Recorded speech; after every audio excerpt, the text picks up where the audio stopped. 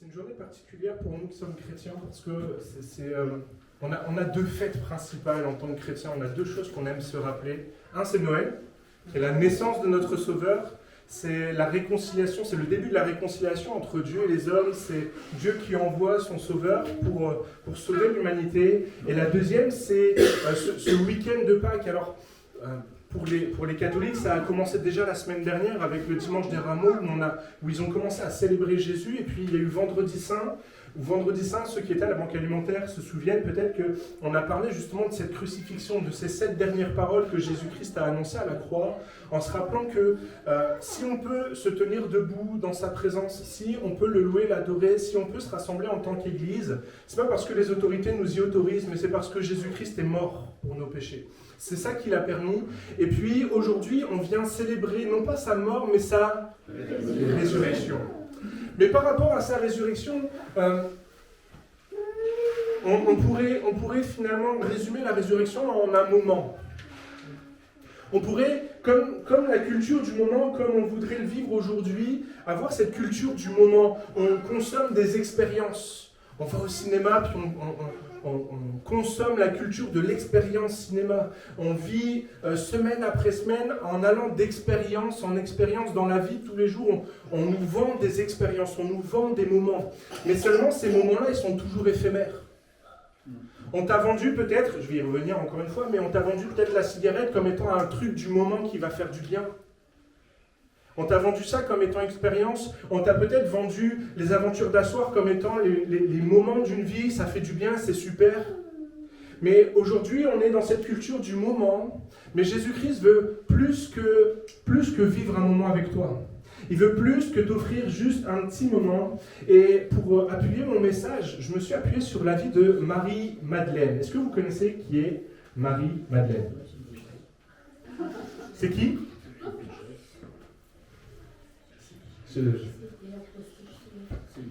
Ouais, c'est ça. Alors, en fait, Marie-Madeleine, c'est une femme qui a été délivrée par Jésus. Elle a été délivrée par Jésus de 7 démons.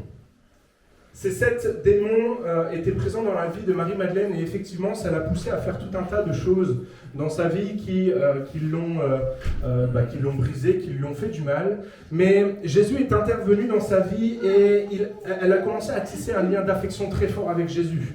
Elle était attachée à Jésus, elle était fidèle à Jésus jusqu'au tombeau. On retrouve Marie-Madeleine au pied de la croix. Il y a que 3 personnes qu'on retrouve au pied de la croix qui ont accompagné Jésus toute sa vie. Il y a sa mère, Marie, Jean, le disciple que Jésus aimait, et Marie-Madeleine. Elle a été fidèle à Jésus jusqu'à sa mort. Elle est là aussi à l'aube. Quand Jésus a été enseveli, quand il a été mis au tombeau, on la retrouve alors à l'aube pour aller embaumer le corps, pour aller voir le corps, parce qu'elle aimait Jésus. Elle revient chercher un mort pendant que la résurrection se tient devant elle. Voilà ce qui va se passer. Pour Marie, on va lire le texte dans Jean chapitre 20, il va s'afficher pour vous et on va le lire ensemble. Marie se tenait dehors près du sépulcre et elle pleurait. De la même manière que parfois dans nos vies, on peut faire face à des situations qui nous emmènent beaucoup d'émotions. Pour Marie, elle perd quelqu'un qui lui est cher. Elle ne réalise pas encore que Jésus-Christ est ressuscité. Elle pleure parce qu'elle a perdu celui qui l'a délivré, celui qui l'a accompagné, celui qui l'a restauré, celui qui a rebâti sa vie. Elle est en train de pleurer. Comme dans notre vie, parfois on a pu rencontrer des personnes qui ont fait du bien à notre vie, puis à un moment donné, ils partent. Et on se sent seul, on se sent brisé, et on finit par pleurer. Comme elle pleurait, elle se baissa pour regarder dans le sépulcre, et elle vit 2 anges vêtus de blanc, assis à la place où Jésus avait été couché. L'un à la tête et l'autre aux pieds. Ils lui dirent « Femme, pourquoi pleures-tu » On pourrait prendre ça comme un manque de compassion. C'est normal de pleurer quand on a perdu quelqu'un, quand on vit le deuil, c'est normal. Ça fait partie du deuil. Jésus aussi a pleuré quand il a perdu quelqu'un. Et là, les anges la regardent en disant « Mais pourquoi tu pleures? Pourquoi est-ce que tu pleures » Elle répondit « Parce qu'on a enlevé mon Seigneur, et je ne sais pas où on l'a mis. » En disant ça, elle se retourna et elle vit Jésus debout. Elle vit Jésus debout. Mais elle ne savait pas que c'était Jésus. Jésus lui dit, femme, pourquoi pleures-tu? Ça fait 2 fois qu'on lui pose la question. Jésus rajoute une question, il dit, qui cherches-tu? Elle, croyant que c'était le jardinier, lui dit, Seigneur, si c'est toi qui l'as emporté, dis-moi où tu l'as mis, et je l'enlèverai. Jésus lui dit, Marie. Alors, on pourrait croire comme ça qu'à ce moment-là, c'est juste son prénom. Mais je crois que à ce moment-là, Marie ouvre les yeux sur la situation, puis elle reconnaît Jésus. Jusqu'à présent, elle le confond avec quelqu'un d'autre, et quand Jésus l'appelle par son prénom, elle le reconnaît. Elle se retourna et lui dit en hébreu, Rabouni, c'est-à-dire maître. Jésus lui dit, ne me retiens pas, car je ne suis pas encore monté vers mon Père, mais va trouver mes frères et dis-leur que je monte vers mon Père et votre Père, vers mon Dieu et votre Dieu. Marie de Magdala alla annoncer aux disciples qu'elle avait vu le Seigneur et qu'il avait dit ces choses. À ce moment-là, dans la vie de Marie, il y a quelque chose qui est en train de se passer. Il y a un moment qui est en train de se passer pour elle. Mais je voudrais juste qu'on affiche cette phrase qui va être un peu le fil conducteur de notre méditation de ce matin. Jésus ne veut pas juste faire quelque chose pour toi. Il veut faire de toi quelque chose. Il veut faire de toi quelqu'un. On pourrait être tenté dans notre vie de faire de notre foi des moments.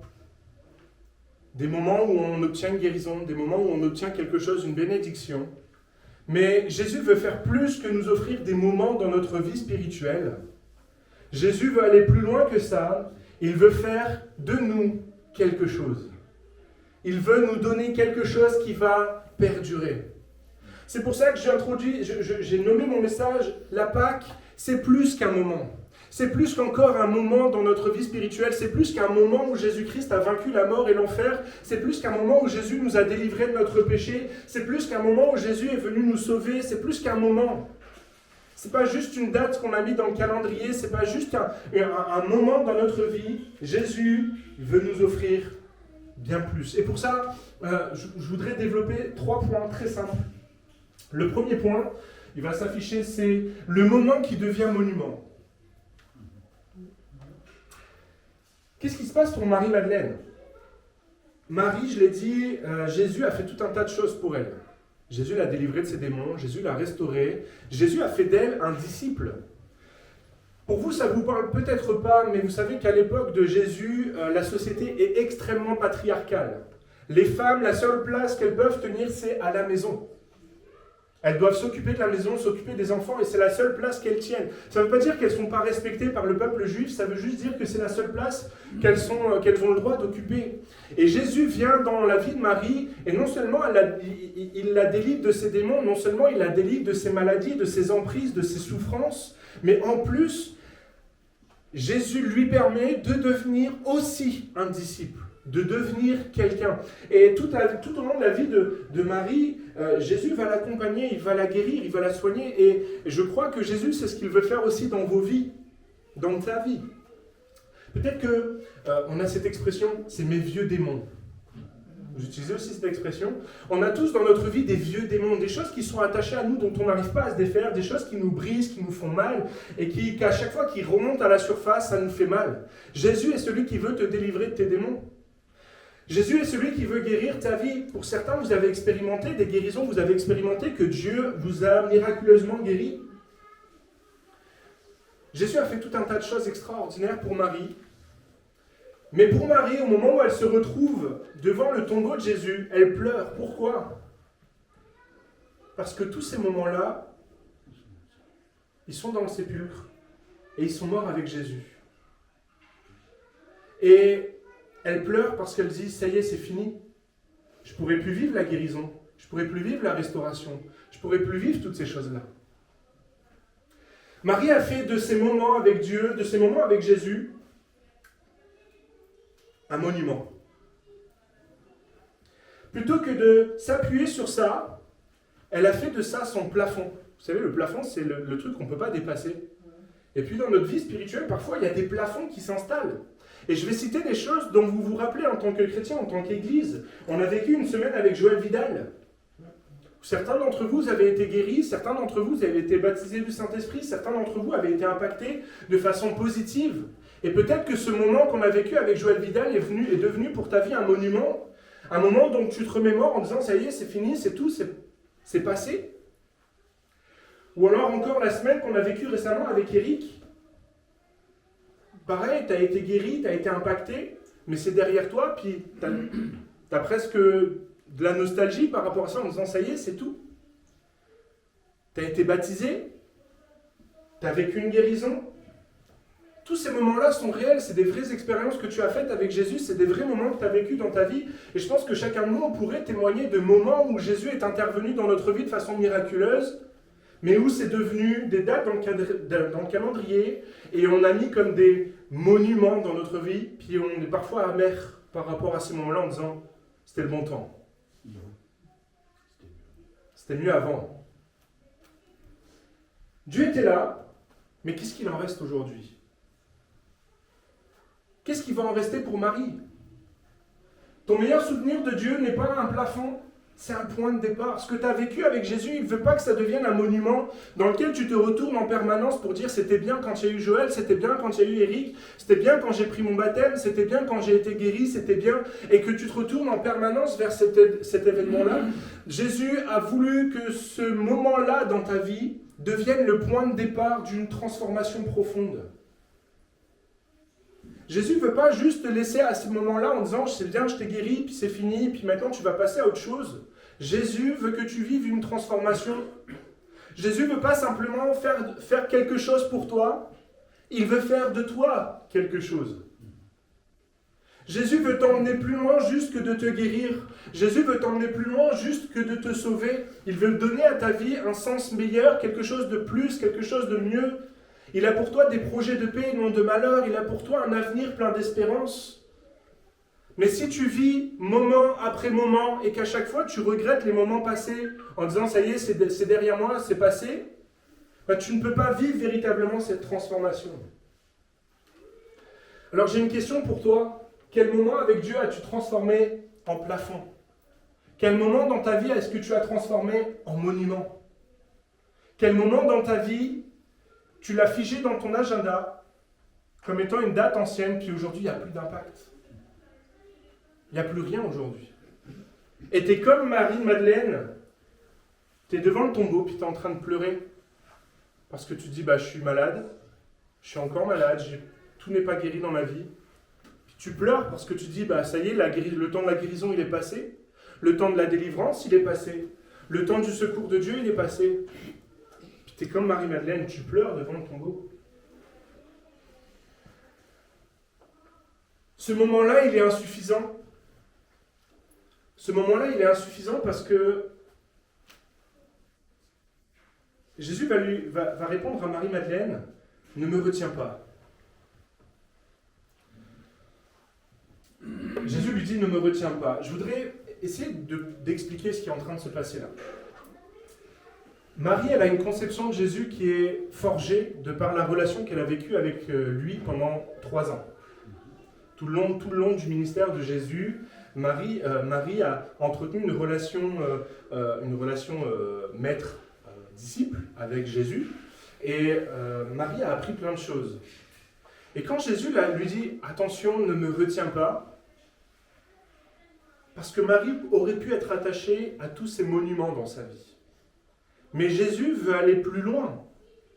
Jésus, pour Marie-Madeleine, ne veut pas simplement s'appuyer sur les délivrances qu'elle a vécues et les guérisons qu'elle a vécues. Jésus veut aller plus loin avec elle. Vous le savez, Jésus-Christ a ensuite vécu 40 jours avec ses disciples après sa résurrection. Et qu'est-ce qu'il a dit avant de partir?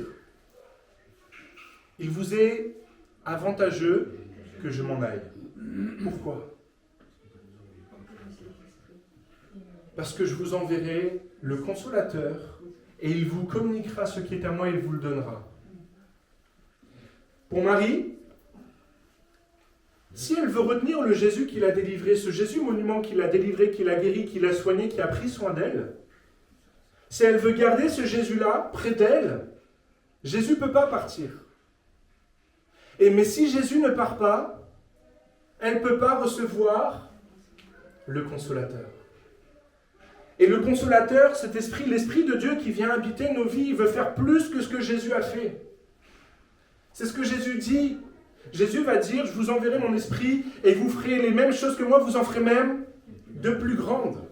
Pourquoi? Parce que l'Esprit de Dieu veut aller plus loin que ce que Jésus a fait. L'Esprit de Dieu veut aller plus loin. Le problème, c'est que si tu es attaché à ces moments dans ta vie, ce moment où tu as pris ton baptême, ce moment où tu as été guéri, ce moment où Dieu est intervenu de façon miraculeuse, tu ne peux pas être au bénéfice du plus que Dieu veut faire. Tu ne peux pas être au bénéfice de ce que Dieu veut faire de plus dans ta vie. Dieu veut aller plus loin que simplement te guérir. Dieu veut aller plus loin que simplement te sauver. Dieu veut aller plus loin que simplement offrir ce petit moment de plaisir dans ta vie. Il veut transformer ta vie. Jeudi soir, dimanche matin, tu es là, tu chantes, tu écoutes, tu rentres chez toi. Et malgré tous ces moments que tu vis avec Dieu, il y a comme un vide inexplicable qui est là, que tu n'arrives pas à nommer. Tu es fidèle, tu viens, tu chantes, tu écoutes, t'aimes bien, Paul il explique bien, c'est super. Mais il y a comme un vide dans ton cœur que tu n'arrives pas à nommer, que tu n'arrives pas à expliquer. Jésus est dans ton agenda, mais il veut plus que être dans ton agenda. Tu peux remplir ton agenda de Dieu, mais encore avoir soif de lui.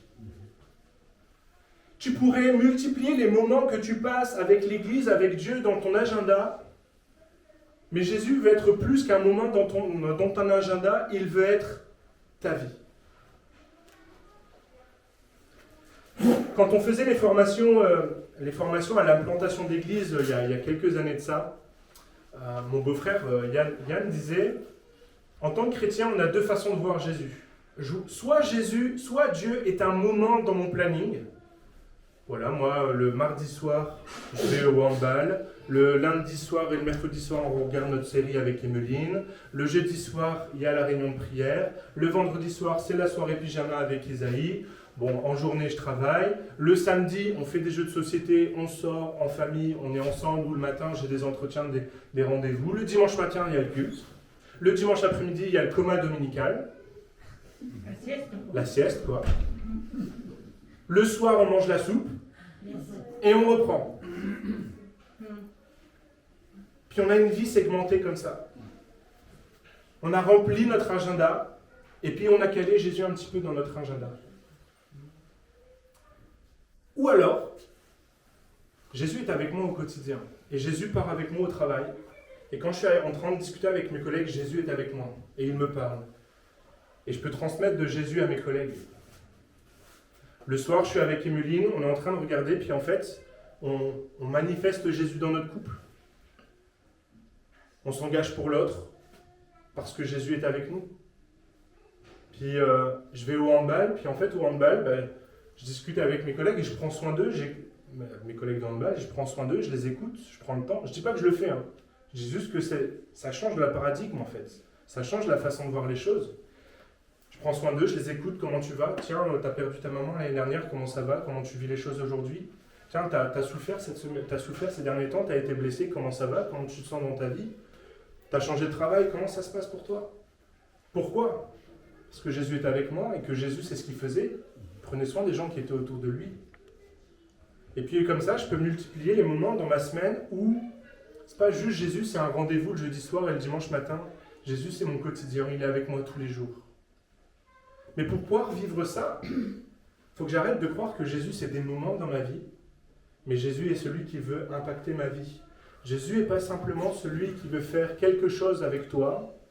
Jésus est celui qui veut faire quelque chose de toi. Je la redis, histoire que vous l'ayez dans la tête encore tout le week-end. Jésus n'est pas simplement celui qui veut faire quelque chose pour toi. Il veut faire de toi quelque chose. Il veut transformer ta vie.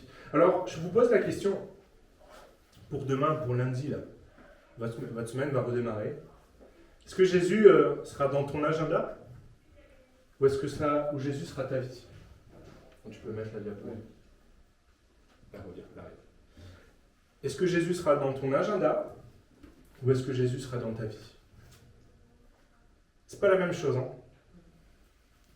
Troisième point. Le moment est paralysant. Qu'est-ce que va dire Jésus à Marie ?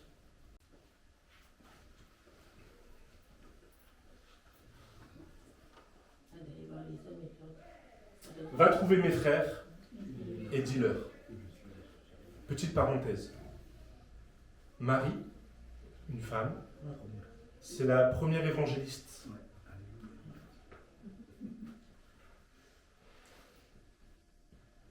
Écrire ça dans l'évangile à l'époque de Jésus, c'est s'assurer des détracteurs. Hein. La femme, la parole de la femme n'avait pas de valeur. Hein. Et d'ailleurs, quand Marie va voir les frères, ils y croient pas, qu'est-ce qu'ils font ? Ils vont vérifier. Comme quoi. Mais Dieu a permis que ça soit écrit ça, hein, parce que les femmes, vous avez un rôle à jouer. Hein. Amen. Mesdames. Va trouver tes frères et dis-leur. Mais, juste avant ça, qu'est-ce que Jésus va dire ? Il va dire à Marie, ne me retiens pas. Parce que si Marie, elle est focalisée sur le sépulcre vide, si Marie, elle est focalisée sur la mort de Jésus, si elle est focalisée sur ce qu'elle a perdu, elle va pleurer et elle va passer à côté de la mission que Jésus lui confie. Vous remarquerez que Jésus ne lui dit pas « T'inquiète pas, tout va bien, je vais te consoler, je vais te guérir, je vais te soigner, ça va aller mieux. » La première chose que Jésus fait, c'est quoi ? La missionner. Parfois dans nos vies, on est là en attendant le moment de Dieu. On attend que Dieu guérisse. On attend que Dieu intervienne. On attend que Dieu change une situation dans notre vie. On attend que Dieu fasse un moment dans notre vie. Mais attendre un moment de Dieu dans ma vie, attendre un moment, c'est être paralysé. Jésus ne prend pas le temps de guérir, de consoler Marie-Madeleine, il l'envoie. Pourquoi ? Parce que je crois que Jésus veut nous missionner, même si tout le travail n'est pas accompli, même si tous les moments n'ont pas été vécus. Peut-être que tu regardes ta vie, tu disais, moi je ne suis pas prêt à témoigner, je ne suis pas prêt à aller annoncer la bonne nouvelle de la résurrection, je ne suis pas prêt à toutes ces choses-là. Mais Jésus te dit, mais va trouver tes frères. Dieu ne t'envoie pas quand tu seras prêt, il t'envoie pour que tu deviennes prêt. Je le redis. Dieu ne t'envoie pas quand tu seras prêt, il t'envoie pour que tu le deviennes. On peut être très confortablement installé sur nos chaises, venir jeudi après jeudi, dimanche, et puis je suis convaincu qu'à chaque fois que vous venez à l'église, peut-être que pour certains, vous vivez des vrais moments avec Dieu, ça vous fait du bien, ça vous rafraîchit, ça vous console, ça vous guérit, ça vous soigne. Pour certains, vous avez vécu de la guérison les jeudis soirs, vous avez vécu une guérison le dimanche matin, vous vivez des belles choses. Mais à chaque fois que vous regardez votre vie, vous ne vous sentez pas prêt à repartir. Jésus ne veut pas simplement vivre des moments avec toi, il ne veut pas juste faire quelque chose pour toi. Jésus veut faire quelque chose de toi. Il veut faire de toi quelque chose. Alors, je vous l'ai dit, hein, j'y reviendrai encore. Une personne, cette semaine. Tu lui parles de ce que Dieu a fait pour toi. C'est ma mission pour vous. Jésus va dire à ses disciples, allez par le monde, prêchez la bonne nouvelle, faites des nations des disciples.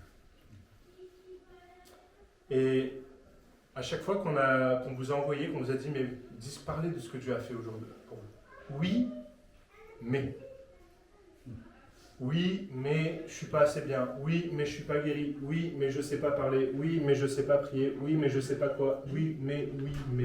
Et je vous l'ai dit, on les a tous, les oui, mais. Si tu attends d'être prêt pour partir annoncer cette bonne nouvelle, tu pourrais passer complètement à côté de ce que Dieu veut faire dans ta vie.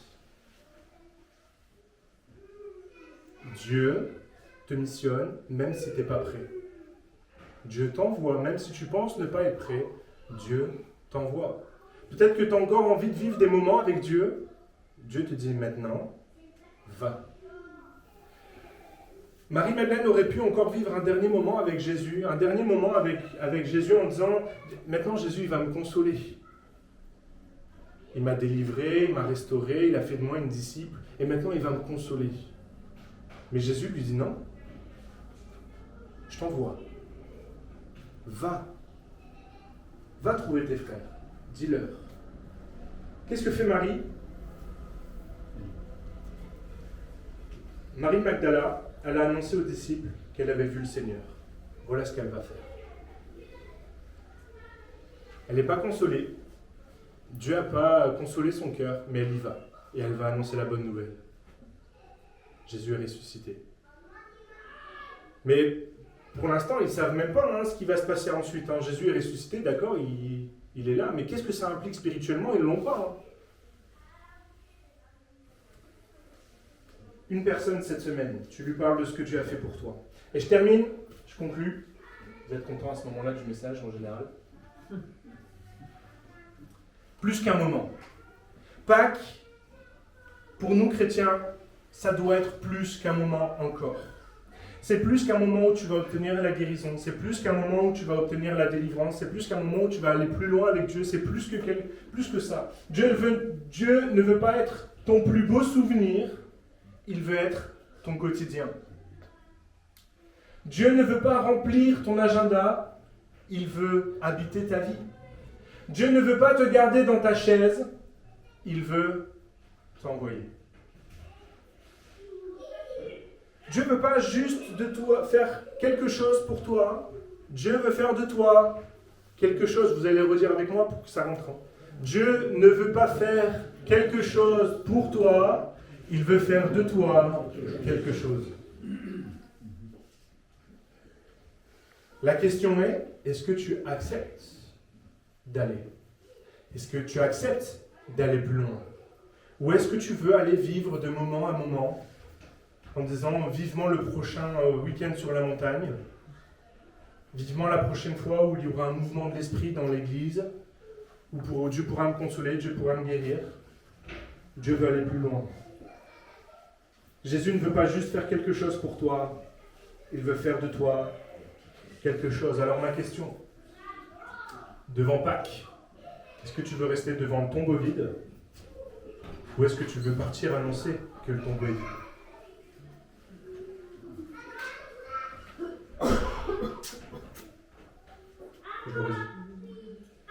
Est-ce que tu veux rester devant le tombeau vide ou est-ce que tu veux partir annoncer que le tombeau est vide? C'est bien, pour certains vous avez la bonne réponse. Et comme je le dis au boulot souvent, il n'y a plus qu'à. Je propose qu'on puisse courber nos fronts. Vous savez qu'on a l'habitude de reprendre un temps juste dans la louange, dans l'adoration. Pour faire vivre ces moments-là, on va célébrer aussi cette résurrection, on va célébrer que Jésus-Christ est mort pour nos péchés. Mais je crois que face à la Pâque, on veut célébrer plus que le fait qu'on soit délivré, qu'on soit sauvé. On veut célébrer plus que le fait d'être guéri, le fait d'être restauré dans notre vie. On veut célébrer plus que tout ça. On veut aller plus loin que tout ça. On veut devenir ses disciples. On veut devenir ses annonciateurs de la bonne nouvelle. On veut annoncer que le tombeau est vide.